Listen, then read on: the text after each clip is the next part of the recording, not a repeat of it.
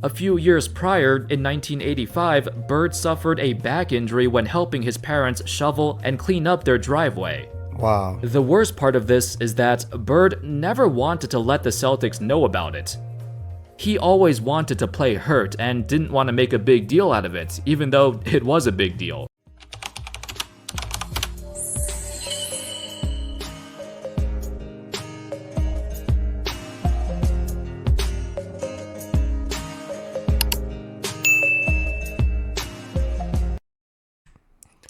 Let's get it. We back. We got the ugly truth of Larry Bird's downfall. Shout out to Andy Hoops. Check their channel out. Like the video. Already liked it. Hey, if you're new to the channel, it's your boy DtaeNoDinero here. Hit the like button. Subscribe. Turn your notification bells on. Cause we go crazy with the videos over here. Larry Bird, a fan favorite of everybody on my channel, so we gonna check out some more Larry Bird today. Figure out what Andy Hoops is talking about with the ugly truth of Larry Bird's downfall. Let's get to it. Silly. You guys know who Larry Bird is, right?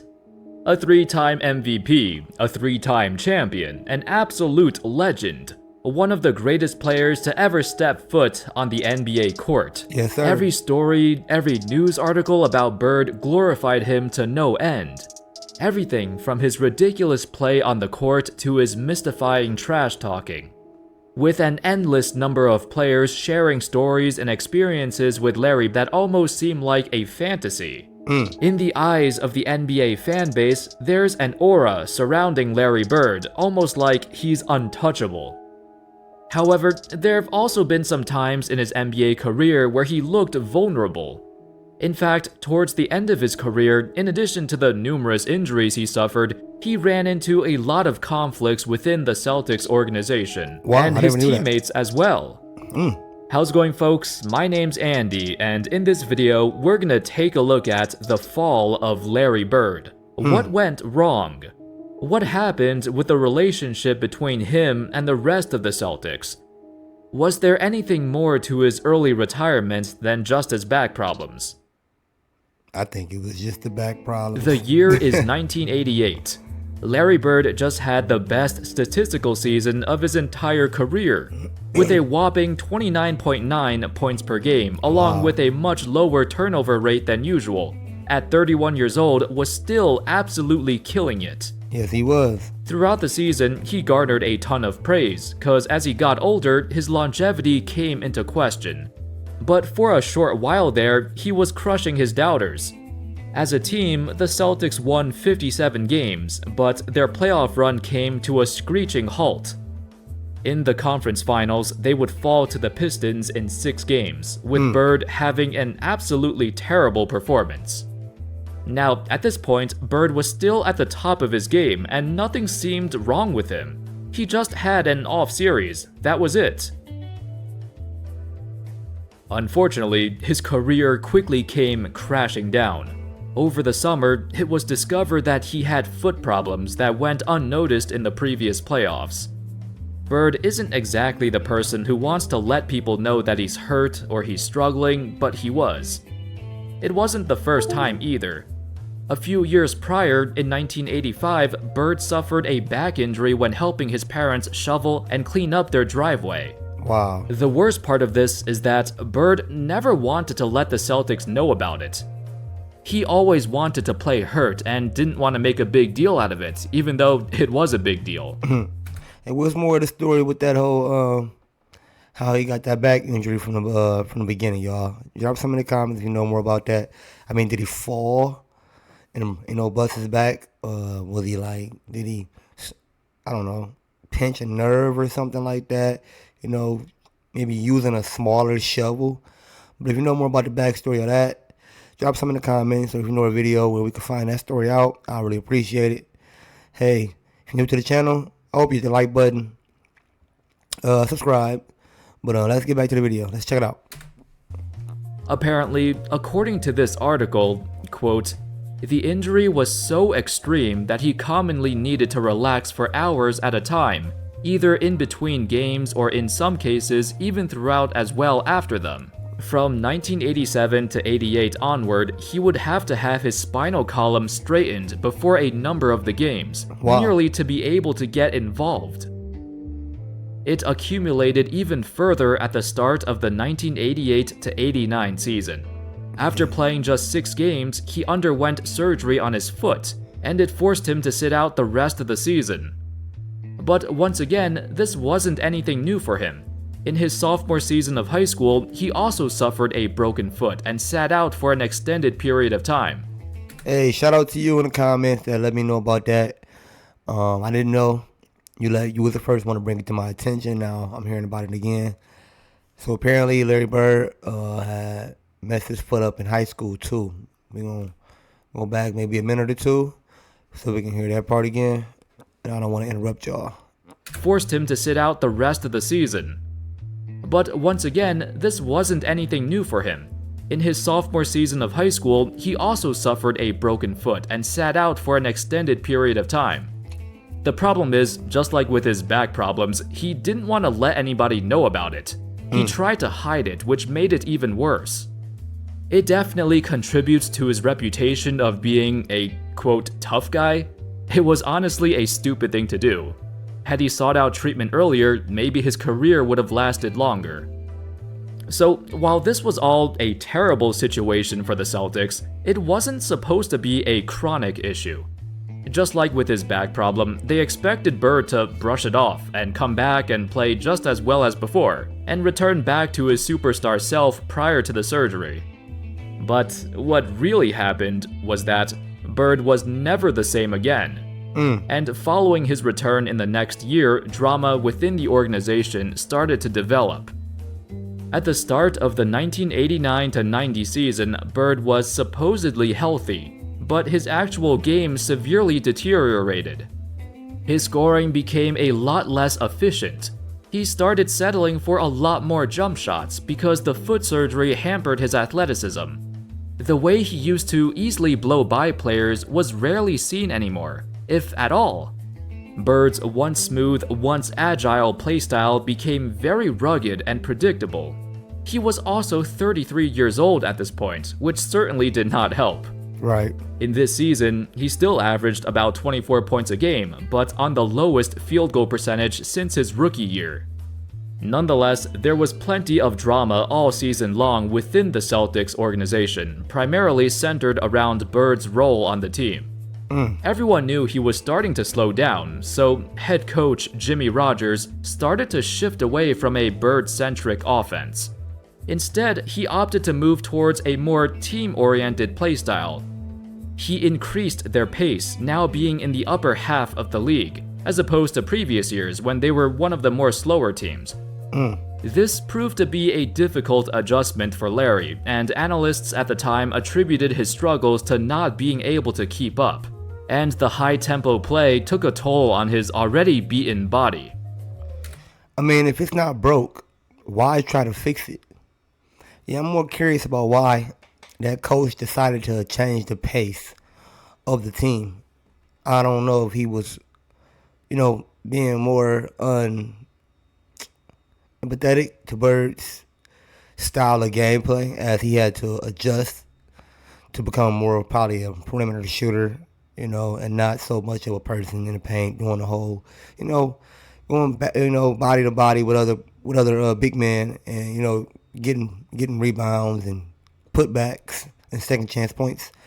But I'm curious, was that more of a selfish move or was that really a team move? I mean, considering that a lot of the teams around that time were fast-paced, at the Pistons with the smaller guard, Isaiah Thomas, and, their rugged game style of play.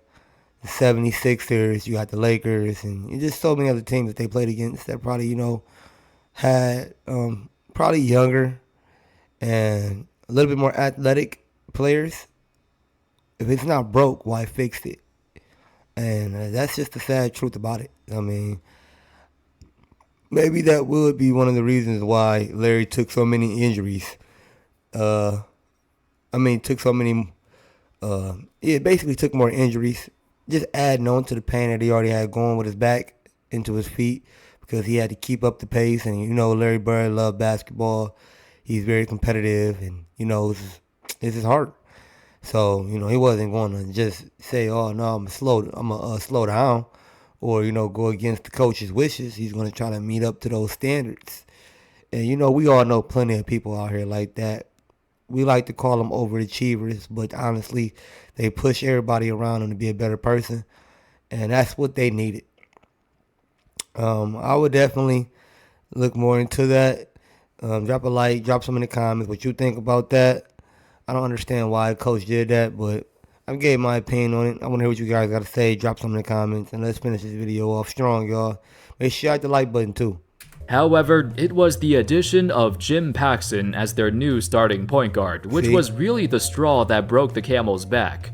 Not only was Paxson 35 years old, which really didn't help their fast style of play, but he also had regular confrontations with Bird. Wow. At one point, Paxson publicly talked about Bird's poor shot selection, and even said he was, quote, hogging the ball, even though Bird still led the team in assists. Paxson was even quoted saying Bird was tearing the team apart. Wow. This article by Nick Gelso on Bleacher Report described this situation quite well. Truth be told, Larry was forcing poor shots as a result of the team's lack of offensive chemistry. Rodgers was pushing an up-tempo style of play with a 35-year-old point guard. As a result, and to Bird's discord, Dennis Johnson was forced to the bench, being replaced by an overweight playmaker named John Bagley. Who is John Bagley? Confrontations between Bird and Rodgers and the rest of the coaching staff became commonplace. Eventually, it reached to the higher levels of management too. Some of his teammates would talk poorly of him and that the team would be better off without him, which was, an absolute joke. Right. But even Celtics fans were starting to get impatient. Although his teammates and coaches might have been a bit harsh, it was true that Bird was not the same player he once was. Anyway, the Celtics would finish the season with a 52-30 record. Still, a respectable record for all the tension and drama surrounding the team all year. The first round of the 1990 playoffs was a doozy. The 4-5 matchup has always been the most competitive series, and this time it was no exception. The Celtics got out to a 2-0 lead, and then they lost 3 in a row, losing the series and ultimately ending this tumultuous season. Overall, his final 2 years were an absolute mess. When Larry played, the Celtics still looked like a top-notch team, but when he sat out due to injuries, the team looked quite poor. And he sat out quite often. The back problems flared up numerous times, causing him to get another surgery in 1991. At this point of his career, Bird was done, and it was evident by his 1991 playoff run. The Celtics were on a roll, but Bird himself was having a horrible time, especially in the second round against Detroit. The Pistons were always a thorn on his side, but this time they really shut him down. Bird averaged a pitiful 13 points a game on horrendous shooting. Celtics analysts and reporters attributed this to his back problems, but it was a combination of that and his age, and the Pistons being determined to knock him out. By 1992, Bird was officially done and retired by the age of 34. He would become part of a small handful of players who retired despite averaging over 20 points per game in his final season. At the end of the day, even though Bird drastically slowed down compared to his prime, he was still a star. In his worst years, he was at the forefront of the league and still competed with the best of the best. When he got invited to the 1992 Dream Team, the first US Olympic team to accept NBA players, the players joked about how washed up he was. And of course, he wasn't very effective in the actual Olympics. Regardless, the latter part of Bird's career was a roller coaster. But despite all of that, despite his relatively short career compared to other all-time greats, Bird is still considered one of the best of all time, a legendary player who changed the game of basketball. He sure did. In an era dominated by fast-paced athleticism and quickness, Bird was more mellow and dominated with his wits and trickery. I'm gonna let y'all know this one more time, man. If it ain't broke, why fix it? I know the coach wanted to do the whole fast-paced thing, And we about to close out with the video, so I'm just gonna say this kind of quickly. Well, I know everybody heard the story with the turtle and the rabbit. How the rabbit was moving all fast, he felt like he can beat the turtle and sleep and do all of that extra stuff, and the turtle still won. If it ain't broke, why fix it? It's straight up, It's changing that tempo, put more pain on Larry Bird at the end of his career, and that's just got to be a fact. He could have kept it slow, because at that point in time, it wasn't like everybody was coming down the court like Steph Curry and pulling threes. They still had to get the ball, work the ball around, and get the ball into the more so of the paint, just to get those those shots up. So it's not like his shooting average or percentage was bad. And secondly, who is this guy Paxson? And how many points did he average? I'm about ready to look him up right now on the video so we all can go look him up. But who is this guy? I'm going to give you guys the opportunity to, teach me something, because I always love learning. But the guy Paxson, you need to chill. He came onto the team after the team won 3 championships. You're 35 years old. You older than Bird. What are you doing? What are you doing? You causing conflict and drama, adding to the problem. I understand everybody want to, put their 2 cents in and try to help the problem become, basically just want to help and be more of a solution. But at that point in time, that seemed like he was picking bad times to do it. Hey, man, just sit back, get on the bench, chill. You got Dennis Johnson on the bench, and you don't even know Dennis Johnson was there with Larry Bird, majority of their dominant seasons, and they had great chemistry. They bench him, put you out there for whatever reason. Maybe you were good somewhere else. They thought you can probably bring some sort of like veteranship, acknowledgement, and understanding of the sport. But whatever the case may be, he needed to chill. A lot of that stuff probably is the reason why Larry Bird was forced out of the league so early. But he still had a legendary career. And like they said, it was a short career too, because a lot of NBA players don't retire until they're about 40. So he still, with healthy Larry Bird, getting another 6 years in the league. I guess he retired at 34. You never know. He probably would have passed up a lot of people's scoring record. Probably would have held some of the top scoring records, rebounding records, points records in the game. In the season, and so on and so forth. So, that's just my 2 cents on it. I hate to hear these things about Larry Bird, because I'm a huge Larry Bird fan now. And but if this is the way his career played out, then that's the way it is, and I gotta accept the facts. But he's always gonna be one of the greatest players to ever touch basketball to me. He's arguably the greatest passer at the small forward position we've ever seen. Only LeBron James has an argument to be a better passer than Larry, but it's debatable. Perhaps it was his lack of longevity that really hurts him in the all-time rankings. If he lasted as long as someone like LeBron or Kareem or Tim Duncan, and never suffered all those devastating back issues, there's a real chance that Larry could have been the greatest of all time. He had all the talents, all the skills, and extravagance to do so. Anyway, that's all folks. That sums up the unfortunate downfall of Larry Bird towards the twilight of his career. Yeah. Let me know your thoughts on Larry, and how much further would his legacy progress if he didn't suffer those injuries. The last few years of his career are rarely talked about because they're quite underwhelming, but I wanted to shed some light on what really happened with his demise. Thank you everybody so much for watching. I hope y'all enjoyed the video, and as always, I'll see you next time. Peace. Yeah, hit the like button, y'all. Drop some in the comments before we head out. I appreciate the guy, DtaeNoDinero, Andy Hoops, YouTube. But, giving us that perception of Larry Bird's career, because, honestly, no one spoke of it in that kind of way. I'm not saying he was being, negative or anything like that, but he was giving us more. He was giving me, especially me, because I really didn't know that much about Larry Bird, and I'm still learning more, obviously, as we can see. But his insight, was kind of different. He took a different take on it, but I definitely learned a lot about the last 2 years of Larry Bird's career when, things were, basically settling down for him, and with all of his back injuries and, injuries overall in general, But yeah. Hey, it's your boy DtaeNoDinero, man. Like I said, Beginning of the video, if you're new to the channel, hey man, hit the like button, subscribe, and turn your notification bell on, because we always coming back with some more Larry Bird content and other stuff as well. Check out the channel. And like always, peace, sillies. We out.